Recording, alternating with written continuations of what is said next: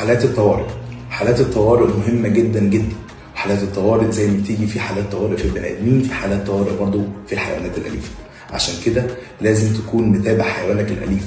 لو ظهر عليه اي عرض من الاعراض دي، ده معناه ان انت لازم تتوجه لاقرب عياده، لان حاله طوارئ. وفي الوقت بيفرق جدا في علاج الحالات دي. لما تلاقي ان الحيوان بيرجع بشكل مستمر، سواء الترجيع ده في دم او في اي اجسام غريبه او اسهال مستمر، او ان الحيوان مثلا جاله اعراض عصبيه، الحيوان بيريل، او الحيوان مثلا كان بيعاني من الاحتباس البولي بقاله فتره، بقاله اكتر من يومين وبقى نايم على جنبه وبيتنفس بصعوبه.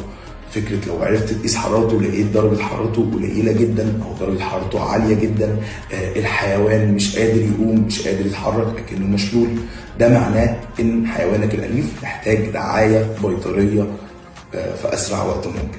وعشان كده، عشان احنا بنخاف على صحه اليفك، عياده بتواي حاليا بقى عندها شيفت طوارئ من الساعه 11 مساء حتى الساعه 7 صباحا. انا دكتور توني ودي عياده بتواي.